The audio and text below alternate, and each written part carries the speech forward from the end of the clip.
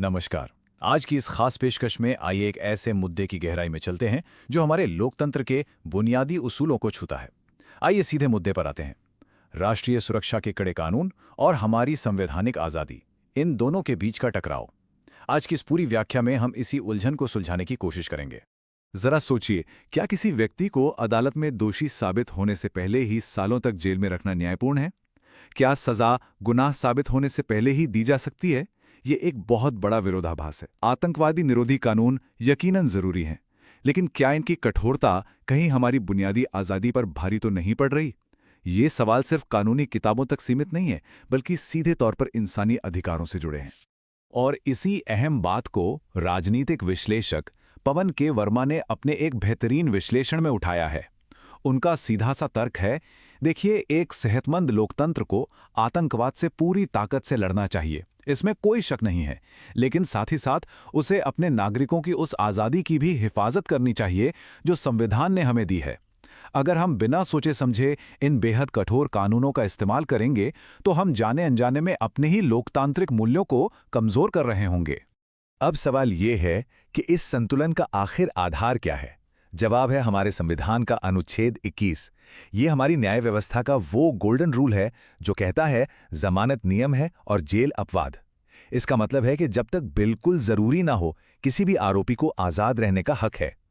हुसैन आरा खातून जैसे ऐतिहासिक मामलों का उदाहरण लें तो सुप्रीम कोर्ट ने बिल्कुल साफ किया है कि न्याय मिलने में देरी होना और किसी को बिना ट्रायल के लंबे समय तक जेल में रखना उसके जीवन और आज़ादी के मौलिक अधिकार को छीनने जैसा है। लेकिन कहानी में असली मोड़ तब आता है जब बात यूएपीए यानी गैर कानूनी गतिविधियां रोकथाम अधिनियम की होती है। जैसे ये कानून तस्वीर में आता है, वो गोल्डन रूल पूरी तरह से पलट जाता है। यूएपीए के विकास को देखें तो इसकी धारा 43D5 जमानत के नियमों को बेहद सख्त बना देती है। अगर पुलिस के आरोप पहली नज़र में यानी प्राइमा फेसी सच लगते हैं तो अदालतों के लिए जमानत देना लगभग नामुमकिन सा हो जाता है। और यहीं से सारी कानूनी पेचीदगियां और अधिकारों के उल्लंघन की बहस शुरू होती है। इस कानून का असल दुनिया में क्या असर होता है, आइए इसे जनवरी 2026 के गुलफिशा फातिमा और उमर खालिद मामले से समझते हैं। एडुलॉ पोर्टल ने इस फैसले का जो विस्तृत विश्लेषण किया है वो हमें बिल्कुल ज़मीनी हकीकत दिखाता है कि कैसे राष्ट्रीय सुरक्षा के नाम पर बने ये कड़े कानून व्यावहारिक रूप से अदालतों के कमरों में किस तरह लागू किए जा रहे हैं। तो आखिर इस मामले में जमानत क्यों खारिज हुई? विश्लेषण से पता चलता है कि अदालत ने यूएपीए की धारा 15 के तहत आतंकवादी कृत्य की परिभाषा को बहुत ज्यादा बढ़ा दिया। यहां तक कि उन विरोध प्रदर्शनों को भी आतंक के दायरे में रख दिया गया जिनसे सिर्फ आम जनजीवन प्रभावित हुआ था।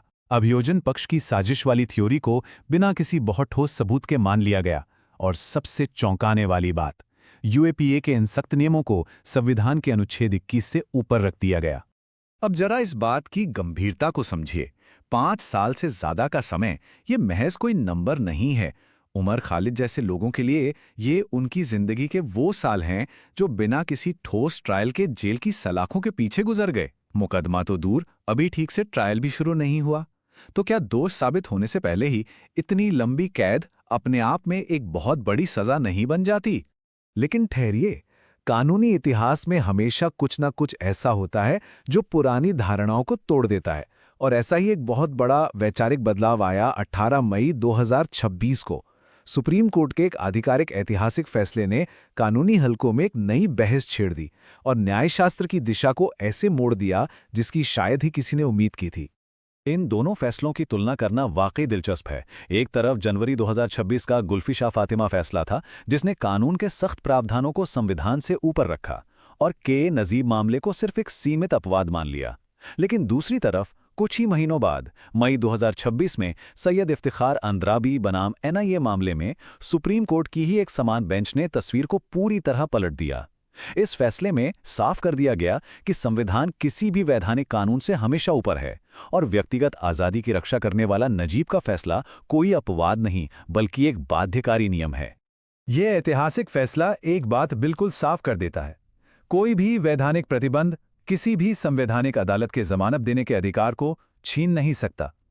अगर मौलिक अधिकारों का हनन हो रहा है तो हमारी अदालतें मूक दर्शक बनकर नहीं रह सकती। इसे व्यक्तिगत अधिकारों की एक बहुत बड़ी और जरूरी जीत के तौर पर देखा जा रहा है। और इस पूरे मामले का सबसे दमदार हिस्सा है जस्टिस उज्ज्वल भुयान के शब्द। उन्होंने जो कहा वो बिल्कुल याद रखने लायक है। जमानत नियम है और जेल अपवाद। ये कोई खोखला नारा नहीं है, बल्कि अनुच्छेद 21 और 22 और निर्दोष होने की धारणा से निकला एक पक्का संवैधानिक सिद्धांत है।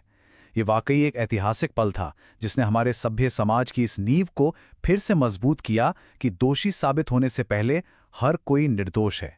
अब सोचने वाली बात यह है कि क्या सुप्रीम कोर्ट ने ये इतना बड़ा बदलाव सिर्फ कानूनी किताबों और सिद्धांतों के आधार पर कर दिया? जी नहीं। अदालत ने इसके पीछे के ठोस आंकड़ों और यूएपीए मुकदमों की जमीनी हकीकत का बहुत गहराई से अध्ययन किया था। आइए हम भी उन सांख्यिकीय साक्ष्यों पर एक नजर डालते हैं। और सच कहूं तो ये आंकड़े हैरान कर देने वाले हैं। पीयूसीएल और एनसीआरबी के 2015 से 2020 तक के डेटा को देखें तो यूएपीए के तहत दोष सिद्धि की दर यानी कन्विक्शन रेट सिर्फ 2.8% है। इसका सीधा सा मतलब समझते हैं, 100 में से 97 से ज्यादा लोग जिन्हें इस कड़े कानून के तहत गिरफ्तार किया जाता है वो या तो सालों तक जेल में रहने के बाद आखिरकार निर्दोष साबित हो जाते हैं या फिर एक ना खत्म होने वाले ट्रायल का बस इंतजार ही करते रह जाते हैं। इन आंकड़ों से एक बहुत ही गंभीर और दर्दनाक बात सामने आती है जिसे मानवाधिकार समूहों और कई पूर्व जजों ने बार बार दोहराया है। कानूनी प्रक्रिया ही अपने आप में एक सजा बन जाती है। जरा सोचिए, जब किसी ट्रायल में सालों साल लग जाएं और अंत में वो इंसान निर्दोष निकले तो उसकी जिंदगी के वो कीमती साल कौन लौटाएगा? ऐसी स्थिति में वो लंबी कानूनी प्रक्रिया ही उस बेगुनाह के लिए सबसे बड़ी सजा बन जाती है। तो आखिर इस उलझी हुई समस्या का समाधान क्या है? वाजीराव इंस्टीट्यूट के कानूनी विशेषज्ञों ने हमारी संस्थागत व्यवस्था को सुधारने के लिए कुछ बहुत ही जरूरी बदलाव सुझाए हैं। पहली बात, आतंकवादी कृत्य की परिभाषा को सटीक और सीमित करना होगा। दूसरी बात, लोकतांत्रिक विरोध प्रदर्शनों को सीधे अपराध की श्रेणी में डालने से बचना होगा। साथ ही मुकदमों में तेजी लाने के लिए फास्ट ट्रैक अदालतें बनानी होंगी। और सबसे अहम, व्यक्तिगत आज़ादी की रक्षा के लिए हमारी न्यायपालिका को ऐसे ही मुखर रहना होगा। राज्य को असली खतरों से पूरी ताकत से लड़ना चाहिए, पर नागरिक आज़ादी को कुचले बिना।